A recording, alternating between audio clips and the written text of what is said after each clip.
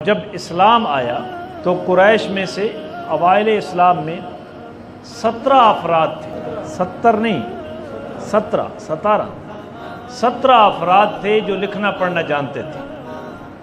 ان میں سیدنا عمر فاروق، سیدنا عثمان غنی، سیدنا علی المرتضیٰ، سیدنا ابو عبیدہ بن جراح، سیدنا طلحہ بن عبید اللہ اور سیدنا ابو سفیان، سیدنا یزید بن ابی سفیان، سیدنا امیر معاویہ بن ابی سفیان رضوان اللہ تعالی عنہم اجمعین۔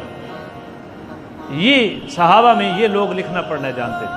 سیدنا امیر معاویہ رضی اللہ تعالی عنہ کی اس خاندانی صلاحیت اور قابلیت کو دیکھتے ہوئے جناب رسول اللہ صلی اللہ علیہ وسلم نے ان کو اپنا کاتب مقرر فرما دیا۔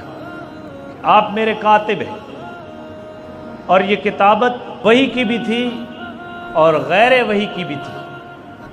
قرآن بھی لکھا کرتے، آپ علیہ السلام کی جانب سے مختلف تحریرات جناب امیر معاویہ رضی اللہ تعالیٰ عنہ کرتے تھے۔ فتح مکہ کے بعد سیدنا زید بن ثابت رضی اللہ تعالیٰ عنہ اور سیدنا امیر معاویہ رضی اللہ تعالیٰ عنہ، یہ دو صحابی ایسے تھے جو اکثر طور پر نبی پاک صلی اللہ علیہ وسلم کے ساتھ رہتے کہ آپ کے پاس کوئی خط آئے اس کو پڑھتے، کوئی خط لکھنا پڑے اس کو لکھتے، کوئی وثیقہ لکھنا پڑے اس کو لکھتے، کوئی اور چیز آئے جس کا پڑھنا لکھنے کے ساتھ تعلق ہو تو زید بن ثابت اور حضرت امیر معاویہ رضی اللہ تعالیٰ عنہ فتح مکہ کے بات کیا کرتے تھے۔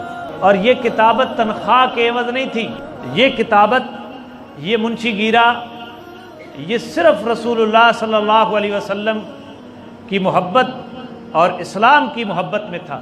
اور ڈنکے کی جوٹ پہ نام لیا کرو امیر معاویہ رضی اللہ تعالیٰ عنہ، یہ کاتب وحی ہیں، خال المومنین ہیں، میرے نبی کے صحابی ہیں، امیر المومنین ہیں۔ ہمیں ڈر کس بات کا ہے؟ تاریخ کی کتابیں پلٹ کر دیکھو، حدیث کی کتابیں پلٹ کر دیکھو، ایک ایک واقعہ سیدنا امیر معاویہ کی کتابت کا 16 کتب تاریخ اور کتب احادیث میں ملتا ہے۔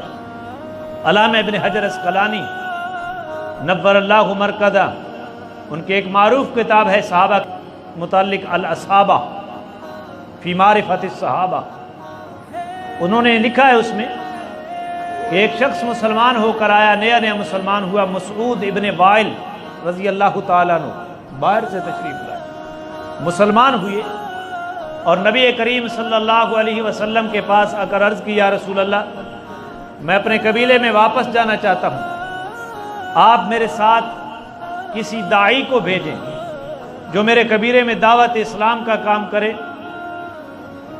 اور آپ کی برکت سے اللہ میرے قبیلے کو بھی اسلام کی توفیق عطا فرمائے گا۔ تو نبی پاک صلی اللہ علیہ وسلم نے مسعود ابن وائل کو دعائیں دی۔ حضرت امیر معاویہ کو جناب نبی کریم صلی اللہ علیہ وسلم نے فرمایا کہ آپ اس کو اپنے قبیلے کے لیے ایک تحریر لکھ کر دیں۔ تو سیدنا امیر معاویہ رضی اللہ عنہ نے عرض کی، یا رسول اللہ، میں کس طرح لکھوں؟ آپ علیہ السلام نے فرمایا، پہلے لکھو بسم اللہ الرحمن الرحیم۔ پھر اس کے بعد آپ علیہ السلام نے دعوت اسلام لکھوائی۔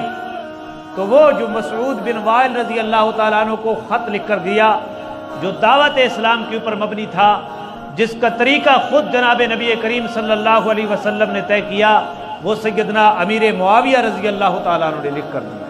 اور علماء نے ایک بات لکھی ہے کہ جناب نبی کریم صلی اللہ علیہ وسلم کا یہ معمول مبارک تھا کہ آپ کو جب تک کسی کے اوپر کسی کی دینداری اور کسی کی دیانتداری کے اوپر کامل اعتماد نہ ہوتا، آپ اس کو اپنا کاتب نہیں لگایا کرتے تھے۔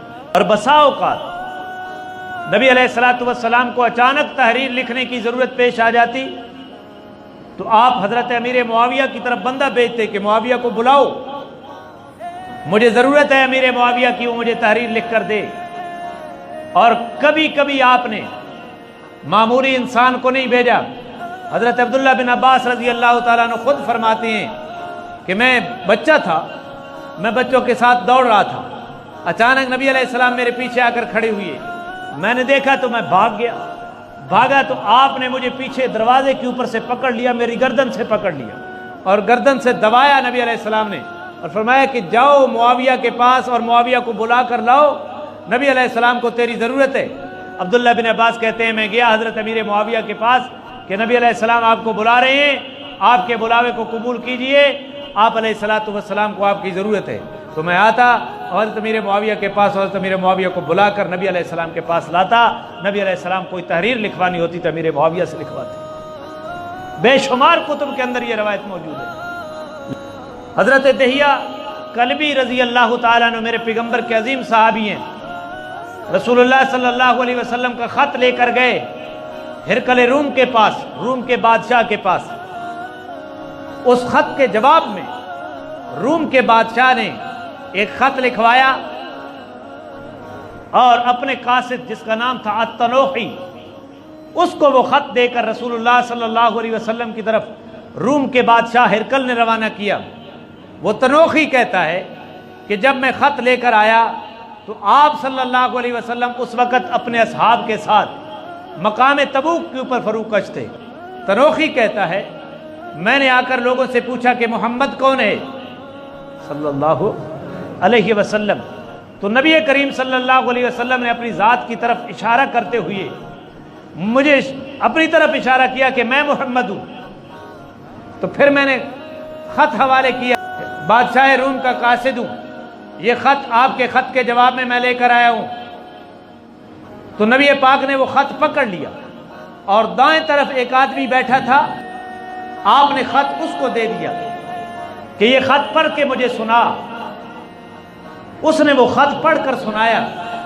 تنوخی کہتا ہے میں نے لوگوں سے پوچھا کہ یہ کون ہے، تو مجھے ان لوگوں نے بتایا یہ امیر معاویہ بن ابی سفیان ہے۔ تو اس کا مطلب یہ ہوا کہ غزوہ تبوک میں امیر معاویہ شریک تھے اور بیٹھے نبوت کے پہلو میں تھے۔ اور اعتماد دیکھو، قیصر روم کا خط آیا تو پڑھنے کے لیے کس کو دیا؟ امیر معاویہ رضی اللہ عنہ۔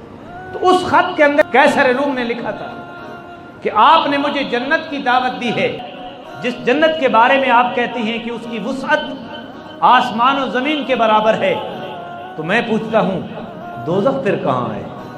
تو نبی پاک نے فرمایا سبحان اللہ، جب رات آتی ہے تو دن کہاں ہوتا ہے؟